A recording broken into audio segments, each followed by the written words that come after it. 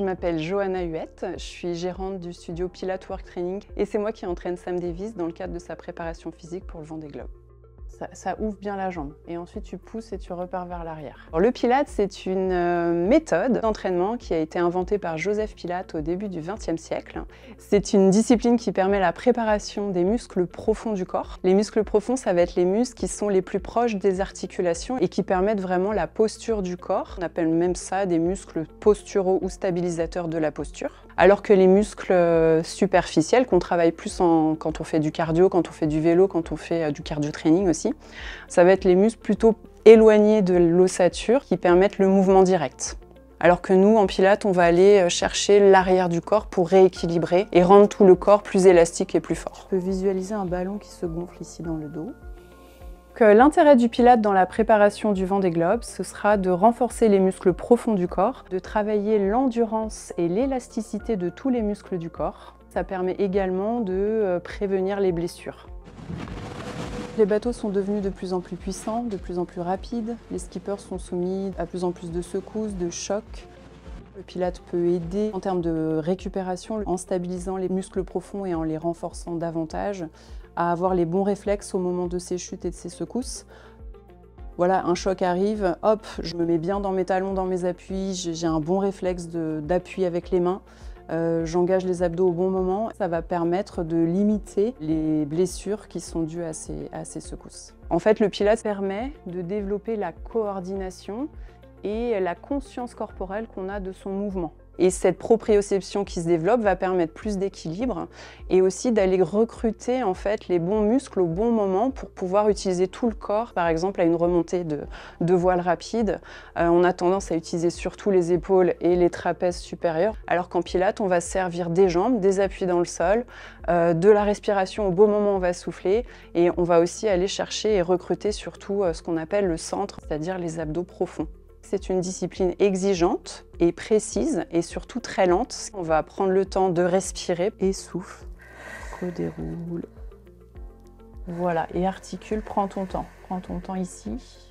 Voilà. Parce que la respiration va venir renforcer le muscle diaphragme et qui est lié aux abdos profonds du corps. Hop, souffle. Et souffle bien. Voilà, et tu souffles. On va adapter la pratique. En qui reviennent d'une course qui sont fatigués, on va plutôt être en récupération. Et au fur et à mesure qu'on se rapproche de la course, ça va être de plus en plus intense, jusqu'à une semaine ou deux avant la course où on va redescendre le rythme et on va plutôt travailler sur la gestion du stress. Donc on va renforcer le muscle diaphragme qui est le muscle de la respiration et on va aider par des exercices par exemple de cohérence cardiaque ou d'apnée à apaiser le mental et à gérer le stress.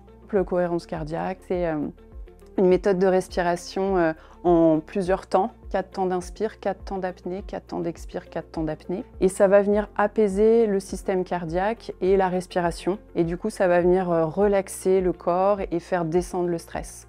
Même en mer, il saura quels exercices utiliser lorsqu'il sent qu'il est stressé ou qu'il a vraiment une phase où il faut qu'il se calme ou qu'il est déprimé. Et par contre, tu peux aller un peu plus, ça va? Ouais.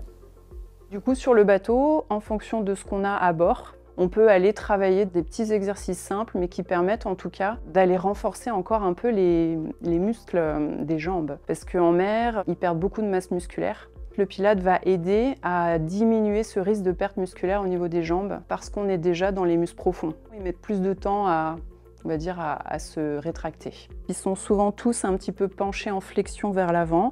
S'ils ont quelque chose pour s'agripper, je viendrai les aider à venir s'étirer ici au niveau du haut du corps, à ouvrir les pectoraux, à venir étirer la cage thoracique pour les aider à mieux ouvrir leur respiration. Ok, maintenant les bras restent tendus et toi tu vas aller regarder devant toi pour faire le swan. Donc tu vas avancer le cœur, vers la barre. Et en plus pour aider à aller dans le sens inverse de ce qu'ils font quotidiennement sur leur bateau. Et après bien sûr, renforcement des jambes, donc des squats.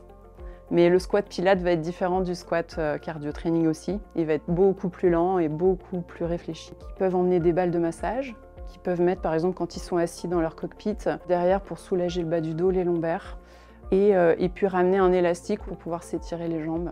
Même si l'intensité va être à peu près la même, parce que c'est des sportifs de haut niveau, on va s'adapter aux besoins de chacun. Les besoins de Sam, je les connais déjà, par exemple. Je vais harmoniser sa posture, je sais quels sont les muscles qui sont plus forts, ceux qui sont un peu moins forts, et je vais essayer de rééquilibrer tout ça en fonction de ses propres besoins. Et pour un autre skipper, ça peut être totalement différent. Je ne sais pas quelles sont ses habitudes posturales, ses habitudes de sport.